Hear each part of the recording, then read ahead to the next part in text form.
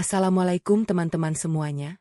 Suara roda koper yang bergeser kasar di atas lantai keramik bandara beradu dengan bisingnya riuh klakson kendaraan di luar, mencerminkan gejolak hebat yang sedang berkecamuk di dalam dada Arini siang itu, tepat 3 hari sebelum hari raya Lebaran tiba.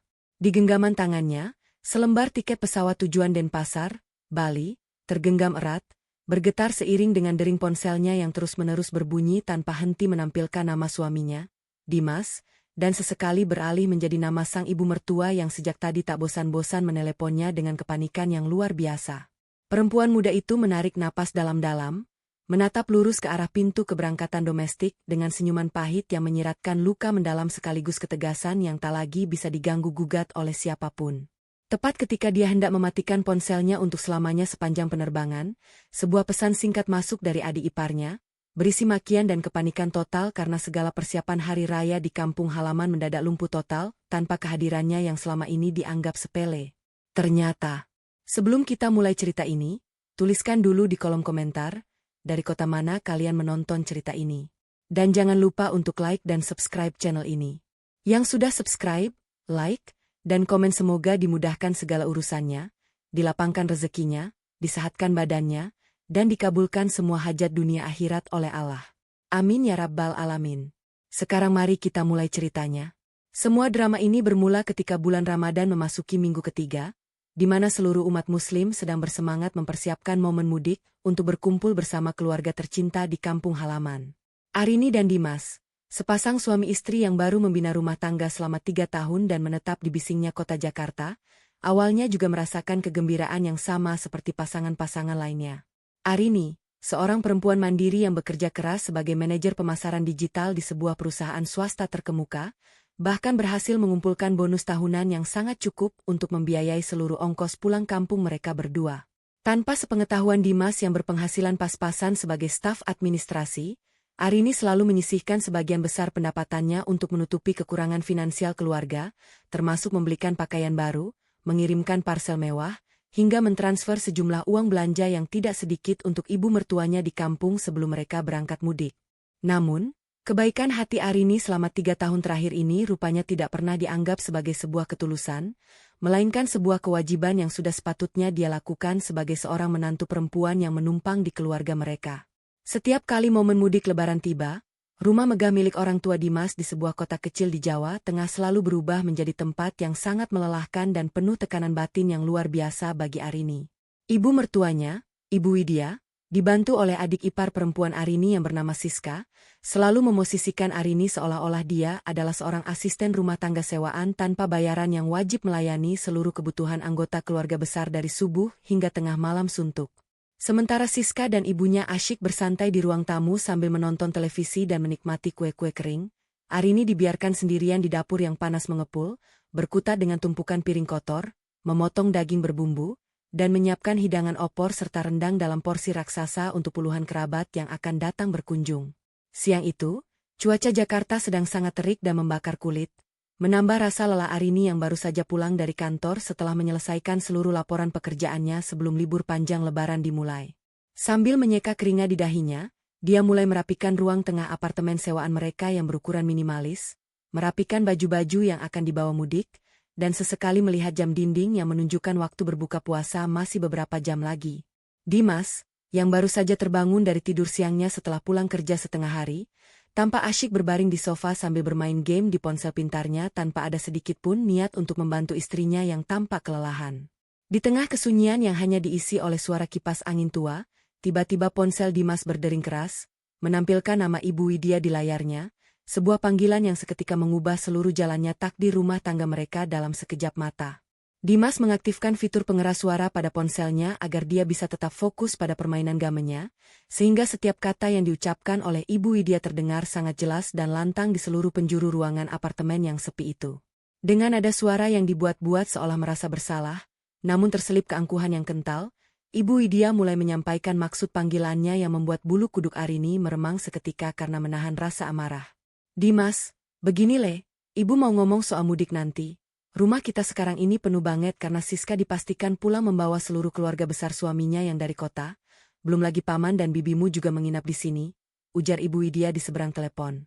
Kamar di rumah sudah habis total, jadi ibu pikir, Nanti kalau kalian sampai, si Arini lebih baik menginap di hotel melati kecil yang ada di depan gang desa saja ya, sementara kamu tetap tidur di rumah, di ruang tengah sama sepupu-sepupumu supaya bisa hemat tempat. Mendengar kalimat yang keluar dari mulut ibu mertuanya, tangan Arini yang sedang melipat baju seketika terhenti di udara. Wajahnya mendadak pias dan matanya menatap tajam ke arah Dimas yang tampak biasa saja menanggapi ucapan ibunya sendiri. Sungguh sebuah penghinaan yang sangat halus namun luar biasa menyakitkan. Mengingat baru 1 minggu yang lalu Arini mentransfer uang sebesar 10 juta rupiah khusus untuk merenovasi kamar tamu di rumah tersebut agar nyaman ditempati mereka saat mudik. Ternyata uang tersebut justru digunakan untuk menyambut keluarga suami Siska yang kaya raya. Sedangkan dirinya yang telah mendanai seluruh perbaikan rumah dan kebutuhan bahan makanan lebaran justru diusir secara halus untuk tidur di hotel murah yang terkenal kumuh di pinggir jalan raya desa. Hatinya seperti diiris piring sembilu, merasakan ketidakadilan yang begitu pekat merayap di dalam dadanya, menghancurkan seluruh sisa rasa hormat yang dia miliki untuk keluarga suaminya itu. Alih-alih membela istrinya yang sudah berkorban begitu banyak, Dimas justru mengangguk-angguk kecil sambil menjawab panggilan ibunya dengan nada yang sangat santai dan sama sekali tidak merasa ada yang salah dengan keputusan sepihak tersebut. "Oh, begitu ya Bu? Ya sudah tidak apa-apa kalau memang kamarnya penuh. Nanti biar Dimas omongin sama Arini. Yang penting Siska dan mertuanya bisa nyaman di rumah kita," jawab Dimas dengan entengnya tanpa memikirkan bagaimana perasaan sang istri. Setelah panggilan telepon itu diputus oleh ibunya, Dimas menoleh ke arah Arini dengan tatapan tanpa dosa, seolah-olah menganggap pengusiran halus istrinya ke Hotel Melati adalah hal yang sangat lumrah dan tidak perlu dibesar-besarkan dalam hubungan keluarga. Dimas dengan ringannya berkata, "Kamu dengar sendiri kan tadi kata ibu? Kamu mengalah saja ya lebaran kali ini, toh cuma buat tidur malam doang. Lagian kamu kan menantu perempuan, harusnya bisa maklum dan menjaga keharmonisan keluarga kita." Arini menarik napasnya dalam-dalam, menahan sekuat tenaga agar air matanya tidak tumpah di hadapan pria yang selama 3 tahun ini dia sebut sebagai pelindung hidupnya, namun ternyata hanyalah seorang anak mama yang penakut dan egois. Dengan suara yang luar biasa tenang namun sedingin es, Arini menatap lurus ke dalam manik mata Dimas yang masih tampak tidak peduli dengan luka batin yang sedang dirasakan oleh istrinya saat itu. "Jadi, menurut kamu wajar kalau aku yang membiayai renovasi rumah itu, aku yang membeli semua bahan makanan lebaran kalian, tapi aku justru yang tidak diberi tempat di rumah ibumu?" tanya Arini dengan nada yang sangat datar. Dimas yang mulai merasa terganggu karena didebat langsung berdiri dari sofanya, melambaikan tangan dengan gusar sambil membentak kecil. "Halah, jangan mulai drama dan egois deh Arini. Ini cuma masalah tempat tidur. Jangan karena kamu punya uang lebih, kamu jadi merasa bisa mengatur dan tidak mau mengalah pada orang tuaku."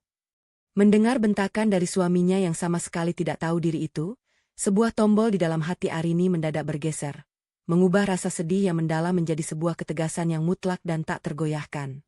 Dia tidak membalas bentakan Dimas dengan teriakan histeris, melainkan hanya tersenyum sangat tipis. Sebuah senyuman penuh arti yang menandakan bahwa batas kesabarannya yang selama ini seluas samudra telah benar-benar mencapai titik akhir. Arini mengangguk pelan seraya berkata dengan nada lembut yang menipu, "Baiklah kalau begitu, Mas, kalau memang itu keputusan kamu dan ibumu, aku akan mengalah dan mengatur sendiri tempat menginapku selama libur lebaran nanti." Dimas yang mengira istrinya telah tunduk dan menerima kekalahan langsung tersenyum puas, kembali melanjutkan permainannya di ponsel tanpa menyadari bahwa kalimat Arini barulah sebuah awal dari badai besar yang akan menghancurkan keangkuhan keluarganya. Malam harinya, ketika Dimas sudah tertidur lelap sambil mendengkur halus di sampingnya, Arini membuka laptopnya dengan sangat tenang di bawah temaram lampu meja kerja di sudut kamar mereka yang sunyi. Jemarinya menari dengan sangat lincah di atas papan ketik, bukan untuk memesan kamar di Hotel Melati Kumuh di depan gang desa mertuanya sebagaimana yang diharapkan oleh Ibu Widya dan Dimas sejak siang tadi. Melainkan, Arini membuka aplikasi perjalanan premium, menggunakan uang bonus tahunannya yang utuh, lalu memesan selembar tiket pesawat kelas bisnis menuju Bali, lengkap dengan reservasi sebuah villa mewah pribadi di kawasan Ubud selama 1 minggu penuh. Dia juga memesan layanan jemputan bandara bintang 5 dan beberapa paket spa mewah, bertekad untuk memperlakukan dirinya sendiri dengan sangat terhormat, jauh dari kepulan asap dapur mertua dan caci maki yang selalu dia terima setiap tahun.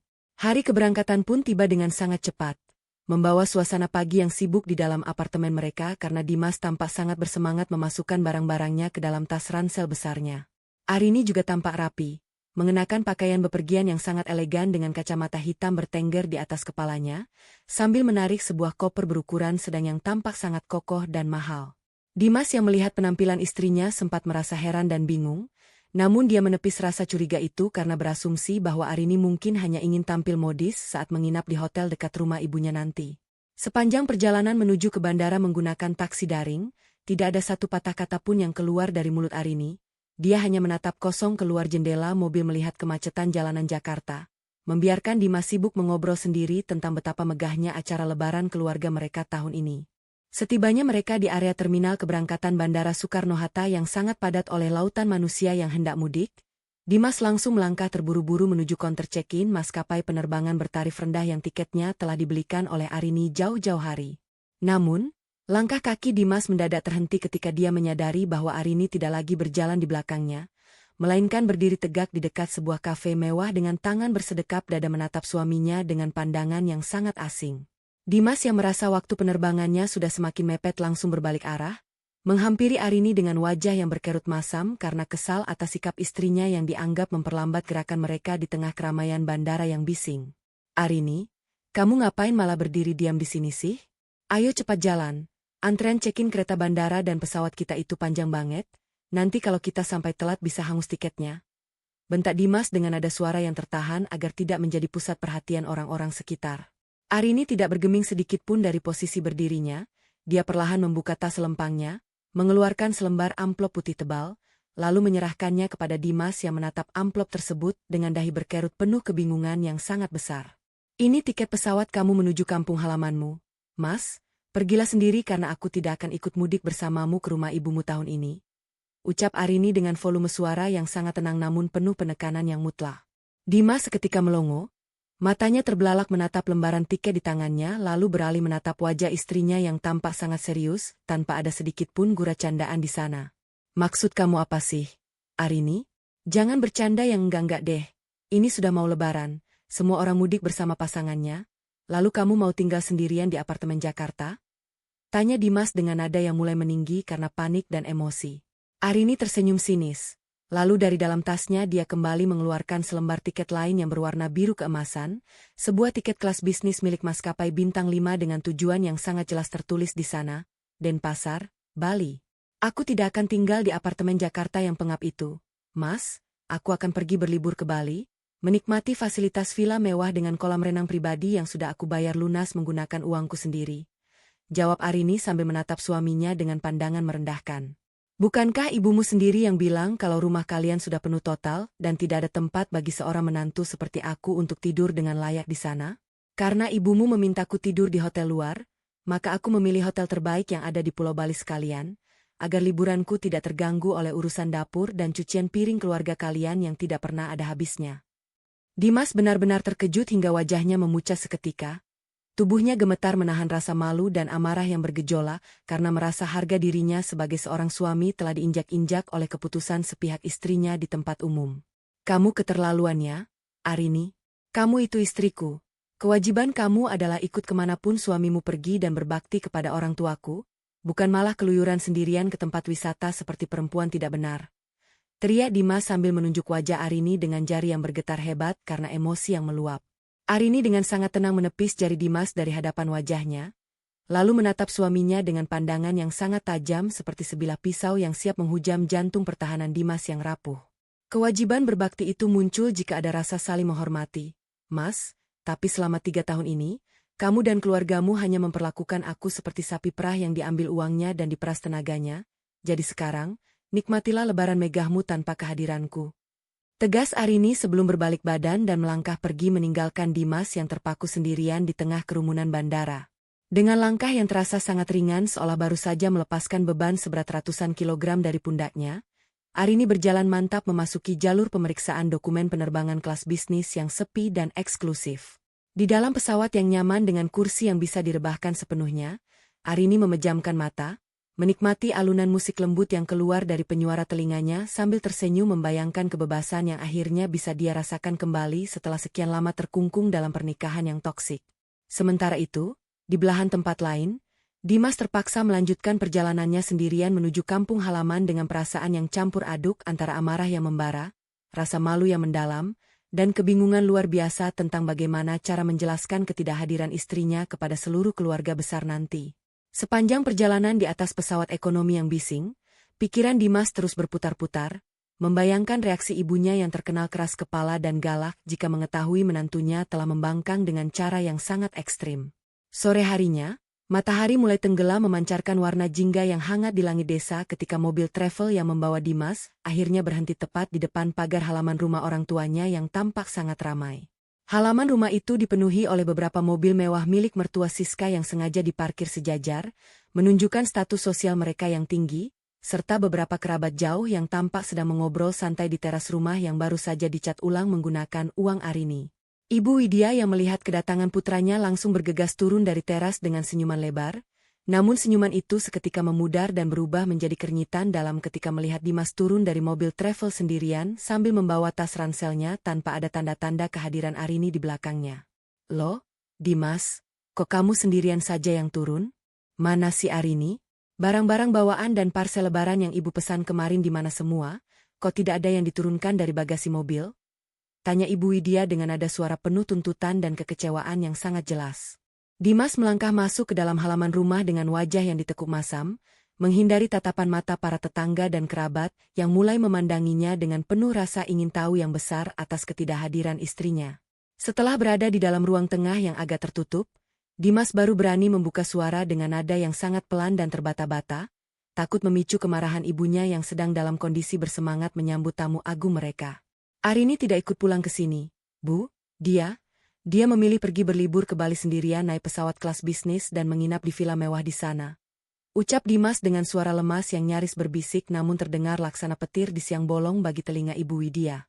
Mendengar ucapan anak kesayangannya, Ibu Widya seketika menjatuhkan gelas sirup yang sedang dipegangnya hingga hancur berkeping-keping di atas lantai, membuat seluruh orang yang berada di ruang tengah terkejut dan menoleh ke arah mereka dengan pandangan tegang.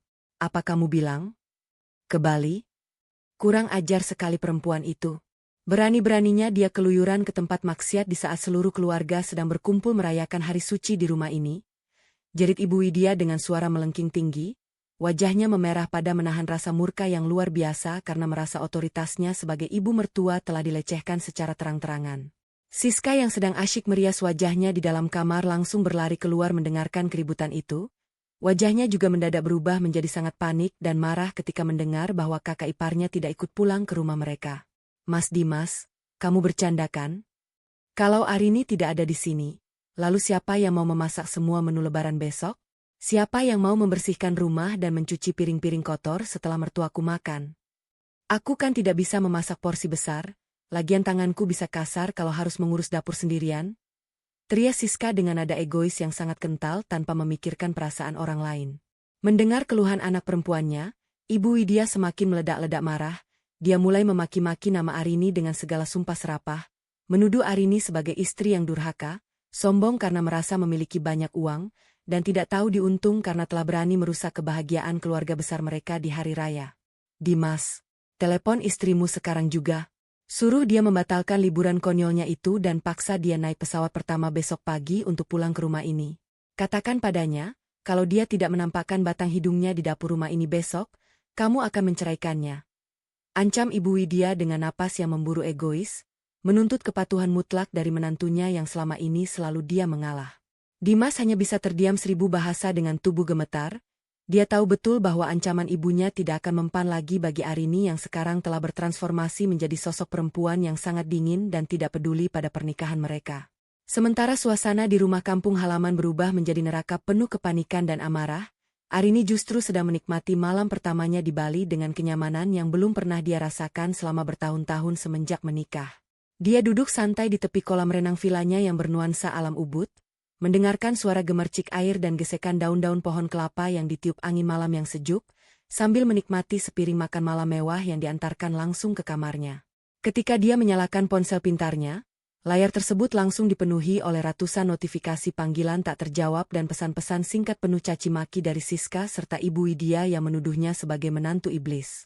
Arini hanya membaca pesan-pesan tersebut dengan senyuman geli tanpa ada sedikit pun rasa bersalah di hatinya. Karena dia tahu bahwa kepanikan mertuanya barulah permulaan kecil dari sebuah balasan setimpal atas segala rasa sakit hati yang selama ini dia pendam dalam kesunyian. Malam takbiran tiba ditandai dengan gema suara takbir yang bersahut-sahutan dari pengeras suara masjid di seluruh penjuru desa, membawa atmosfer kedamaian bagi semua orang, namun tidak bagi keluarga Ibu Widya yang kini sedang dilanda kekacauan total di dalam rumah mereka sendiri.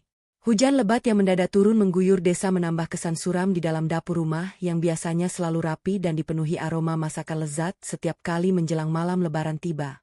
Kini, dapur tersebut tampak seperti medan perang yang berantakan dengan tumpukan daging sapi mentah yang mulai berbau anyir, sayuran yang layu belum dipotong, dan bumbu-bumbu giling yang berserakan di atas meja karena tidak ada satupun orang yang tahu bagaimana cara mengolahnya dalam porsi besar.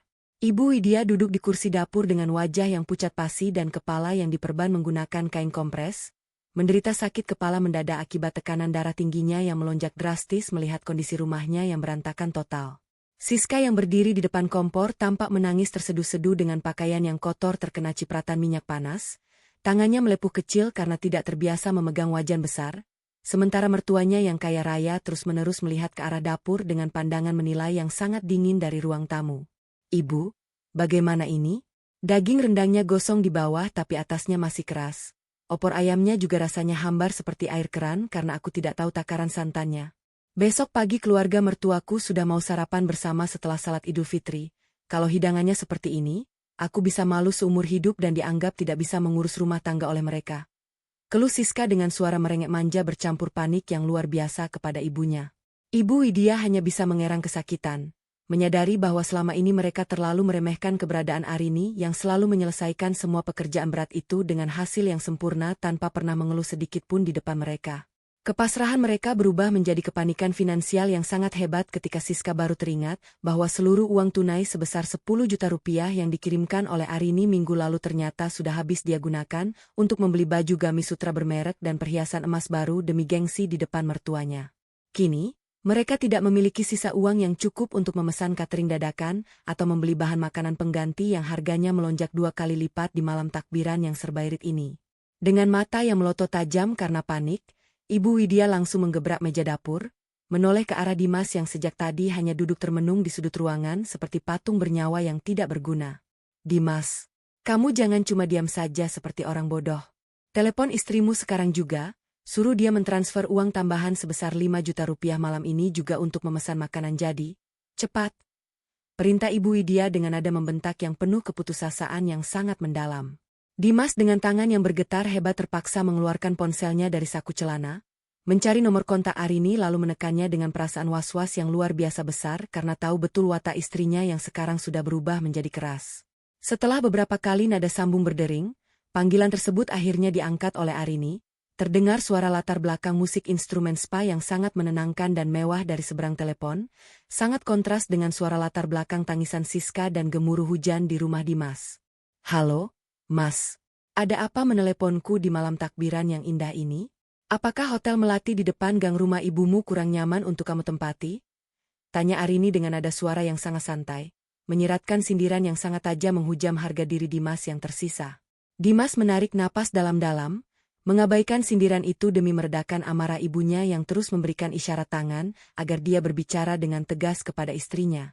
"Arini, tolong jangan kekanak-kanakan dan egois seperti ini. Rumah ibu sekarang sedang kacau total. Siska menangis karena masakan lebaran belum ada yang siap, dan ibu sedang sakit parah karena memikirkan kelakuan burukmu yang kabur ke Bali." Bentak Dimas di depan telepon, mencoba menggunakan taktik manipulasi emosional agar Arini merasa bersalah dan menuruti kemauan keluarganya.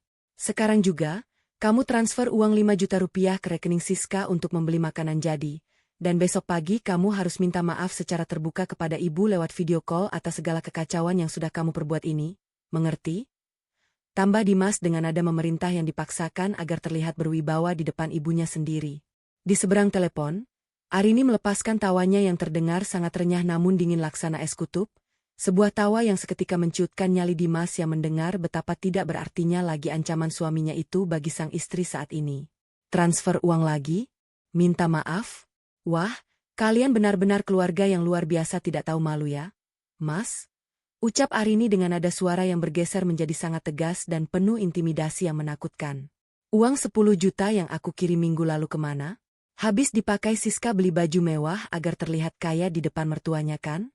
Dengarkan aku baik-baik Dimas. Sejak aku melangkah keluar dari bandara, Aku sudah bersumpah tidak akan pernah mengeluarkan sepeser uang pun atau meneteskan setetes keringat pun untuk melayani keluarga parasitmu itu, jadi urus saja sendiri kekacauan kalian. Lanjut Arini dengan kalimat yang menohok langsung ke pusat masalah. Siska yang mendengar suara Arini dari pengeras suara ponsel langsung merebut paksa telepon tersebut dari tangan Dimas, lalu berteriak histeris dengan suara yang melengking penuh kedengkian dan fitnah yang keji mengarah kepada kakak iparnya yang sedang bersenang-senang di Bali. Heh, Arini, dasar perempuan jalang tidak tahu diri. Kamu sengaja kan mau menjatuhkan martabat keluargaku di depan mertuaku yang terhormat. Aku tahu ya, kamu pergi ke Bali sendirian itu pasti karena mau berselingkuh dengan laki-laki lain di sana dan menghabiskan uang Mas Dimas untuk bersenang-senang dengan selingkuhanmu. Tuduh Siska dengan fitnah yang sangat kejam tanpa memikirkan dampak dari ucapannya yang luar biasa jahat itu. Arini tidak marah ataupun menangis mendengar fitnah keji yang dilontarkan oleh adik iparnya yang bermulut kotor itu, dia justru tersenyum sangat lebar di dalam vilanya. Karena tuduhan itu justru memberikan alasan yang sangat sempurna baginya untuk melepaskan bom rahasia yang selama ini dia simpan rapat-rapat. Silakan saja kamu bicara sekotor itu, Siska. Tapi sebelum kamu melanjutkan fitnahmu yang menjijikan itu, sebaiknya kamu tanyakan pada kakakmu tercinta, pesan apa yang baru saja aku kirimkan ke nomor WhatsApp-nya 1 detik yang lalu. Ucap Arini dengan nada yang penuh kemenangan sebelum menutup panggilan telepon secara sepihak dan memblokir nomor Siska selamanya. Dimas yang mendengar ucapan Arini segera membuka aplikasi WhatsApp di ponselnya dengan jantung yang berdegup kencang karena firasat buruk yang mendadak menyerang seluruh sistem syaraf tubuhnya yang menegang.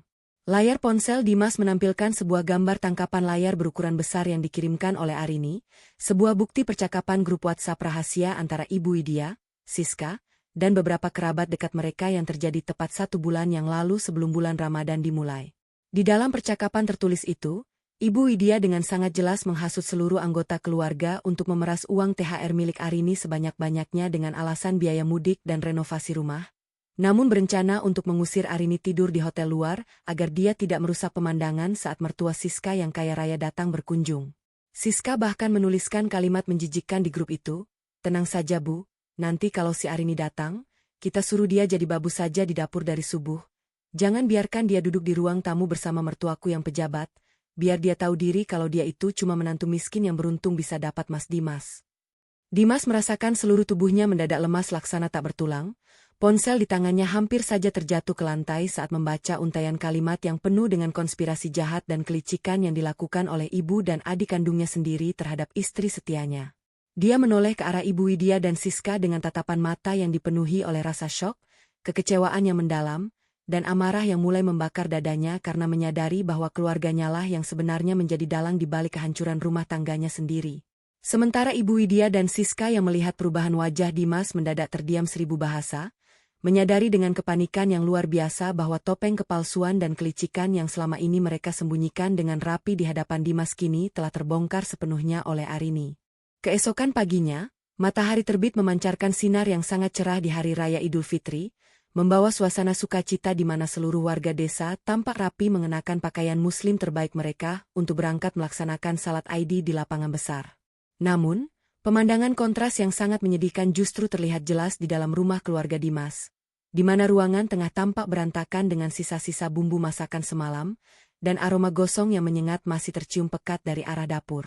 Ibu Widya dan Siska terpaksa bangun pagi-pagi dengan mata yang bengkak dan wajah yang kusam karena tidak bisa tidur semalaman, terburu-buru menata meja makan dengan hidangan seadanya yang mereka beli dari warung pinggir jalan yang tersisa, berupa gorengan dingin dan ketupat instan yang teksturnya keras.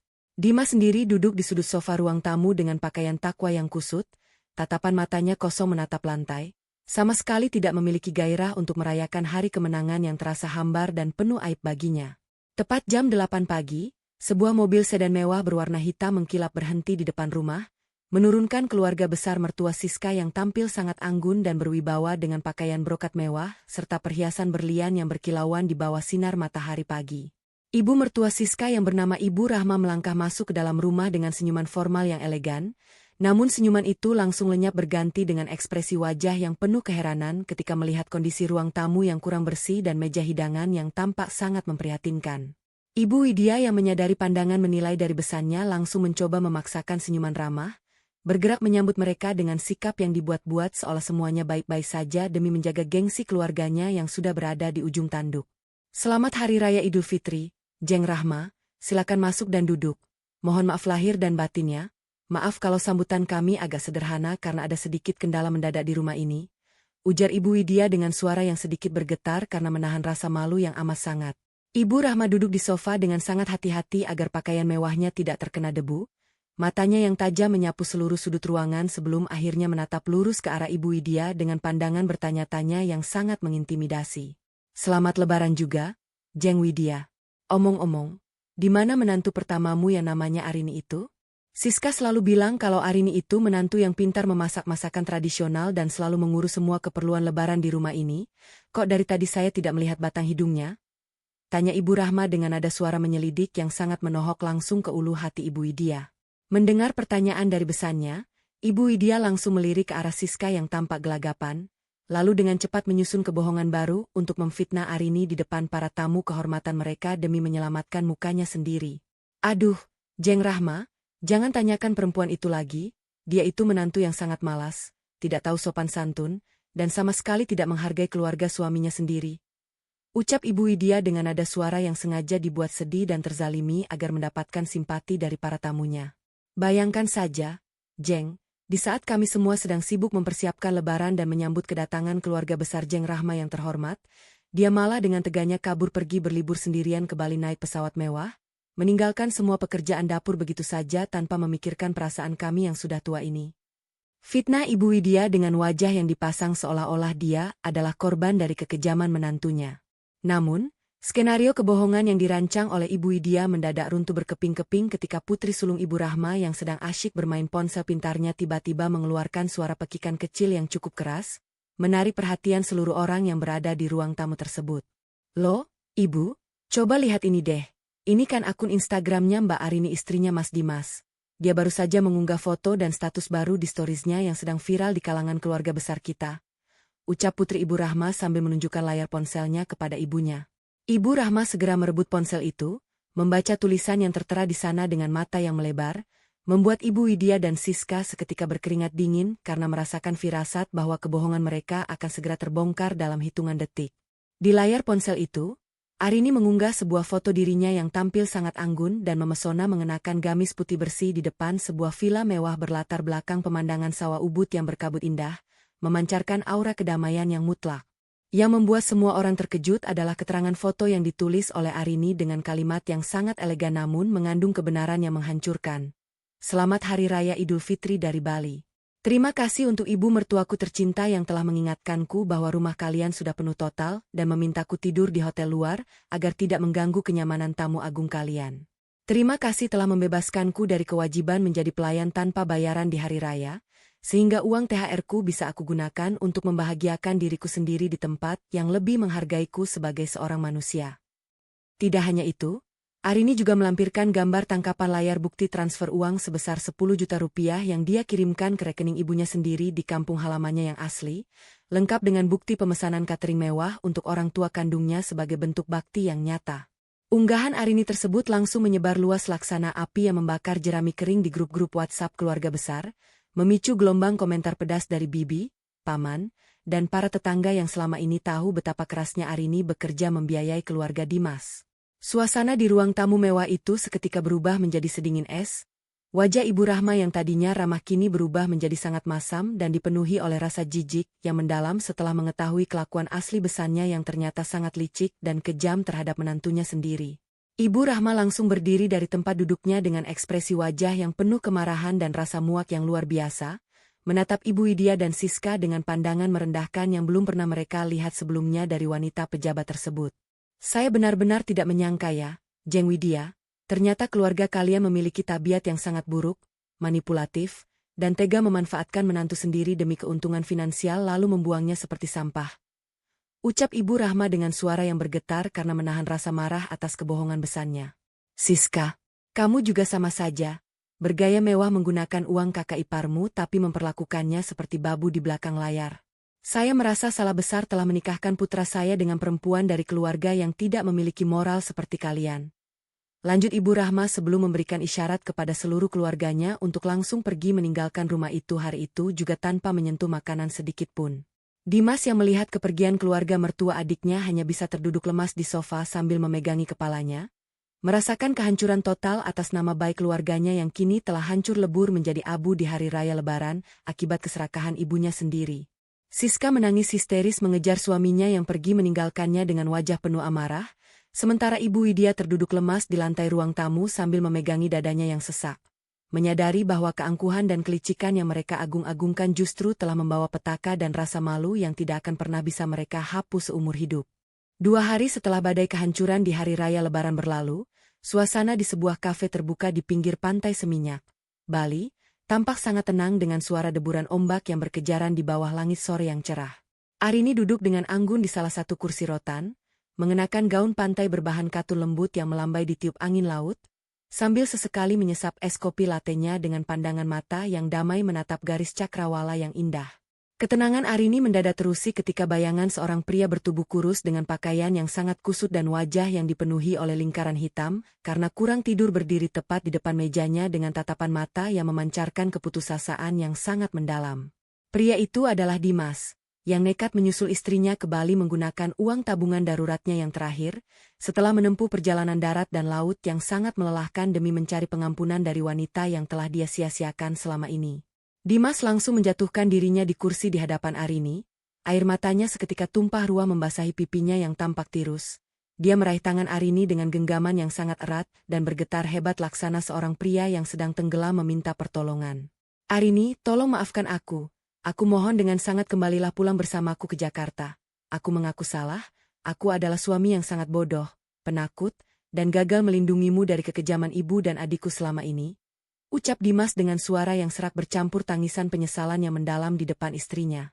Dimas terus menangis tergugu, menceritakan bagaimana rumah ibunya kini berubah menjadi neraka karena Siska ditinggalkan oleh suaminya yang mengajukan gugatan cerai akibat malu dengan kelakuan busuk keluarganya, sementara Ibu Widya jatuh sakit sakau akibat dikucilkan oleh seluruh tetangga dan kerabat jauh di desa mereka.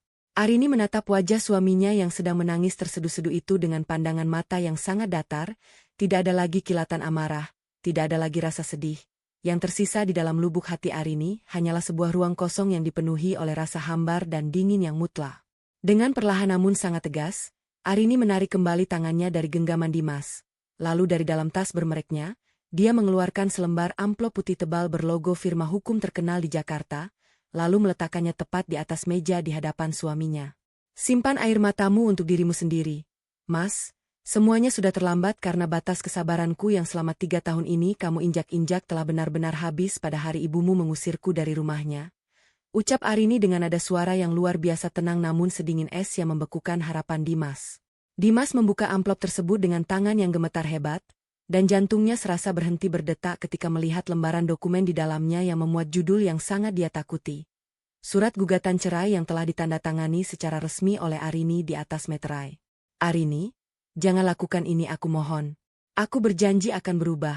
Aku bersumpah akan memutus hubungan dengan ibu dan Siska. Kita akan pindah rumah jauh dari mereka. Aku akan melakukan apa saja asalkan kamu tidak menceraikan aku.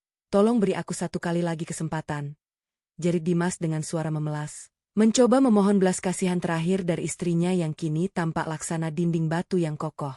Arini menggelengkan kepalanya perlahan, menatap Dimas dengan senyuman pahit yang menyiratkan akhir dari seluruh perjalanan cinta mereka yang berakhir tragis akibat ketidakpedulian seorang suami.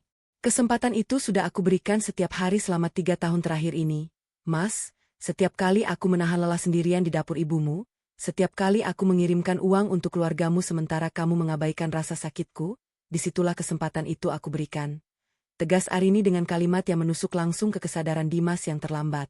Pria yang baru menyadari nilai pasangannya setelah kehilangan semua kenyamanan, uang, dan pelayanan gratis, bukanlah pria yang tulus mencinta, melainkan hanya seorang egois yang panik karena kehilangan pelayan setianya.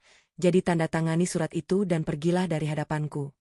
Mendengar keputusan mutlak dari istrinya yang tidak lagi bisa ditawar dengan alasan apapun, Dimas akhirnya menyadari bahwa dia telah benar-benar kehilangan mutiara terbaik dalam hidupnya akibat ketidaktegasannya sebagai seorang kepala rumah tangga yang tunduk pada toksisitas ibunya. Dengan air mata yang terus mengalir deras membasahi lembaran kertas surat cerai itu, Dimas terpaksa menggoreskan tanda tangannya dengan tangan yang lemas, melepaskan seluruh haknya atas wanita mandiri dan mulia yang selama ini telah menyokong seluruh fondasi hidupnya yang rapuh. Arini mengambil kembali dokumen yang telah ditandatangani itu dengan senyuman puas yang sangat lega, seolah-olah baru saja keluar dari sebuah penjara bawah tanah yang pengap dan gelap gulita menuju kebebasan dunia yang penuh dengan cahaya kebahagiaan baru. Sementara itu, di belahan tempat lain di kampung halaman mereka, suasana rumah Ibu Widya tampak sangat sepi, gelap, dan sunyi laksana sebuah rumah kosong yang tidak berpenghuni di tengah desa yang mulai kembali beraktivitas normal setelah libur lebaran usai. Ibu Widya duduk termenung di kursi teras rumah yang sepi, menatap nanar ke arah jalanan desa tanpa ada satupun tetangga yang mau menyapanya lagi, karena semua orang kini telah mengetahui tabiat buruk dan kelicikan keluarganya yang memperlakukan menantu seperti budak. Siska sendiri mengurung diri di dalam kamar sambil meratapi nasibnya yang kini menjadi janda baru dan kehilangan seluruh fasilitas kemewahan suaminya, terpaksa menghadapi kenyataan bahwa mereka harus membayar seluruh utang biaya renovasi rumah dan barang-barang mewah yang mereka beli menggunakan uang hasil memeras Arini sebelumnya. Mereka berdua kini harus memanen benih-benih penderitaan, kemiskinan, dan sanksi sosial yang sangat kejam yang mereka tanam sendiri, akibat keserakahan egois yang membutakan mata hati mereka terhadap ketulusan seorang menantu perempuan. Arini berdiri dari kursi kafenya, mengenakan kembali kacamata hitamnya dengan sangat elegan, lalu membalikan badannya melangkah pergi meninggalkan Dimas yang masih terduduk lemah sendirian meratapi nasib buruknya di bawah temaram sinar matahari senja yang mulai tenggelam di Cakrawala Bali. Perempuan muda itu berjalan menyusuri garis pantai dengan senyuman yang sangat lepas dan napas yang terasa sangat lega, menatap masa depan barunya yang cerah, mandiri, dan penuh kehormatan tanpa ada lagi bayang-bayang mertua toksik dan suami penakut yang menghambat kebahagiaan hidupnya yang berharga. Kisah ini memberikan kita sebuah pelajaran moral yang sangat berharga bagi seluruh pasangan suami istri di luar sana, bahwa sebuah pernikahan tidak akan pernah bisa bertahan jika tidak ada rasa saling menghormati dan ketegasan dari seorang suami untuk melindungi istrinya dari intervensi negatif keluarga besar. Menantu perempuan bukanlah pelayan sewaan yang bisa diperas tenaganya dan diambil uangnya secara semena-mena, karena setiap kebaikan yang dibalas dengan kelicikan dan penindasan cepat atau lambat akan menemukan jalan pembalasannya sendiri yang jauh lebih menyakitkan dari tangan Tuhan yang Maha Adil.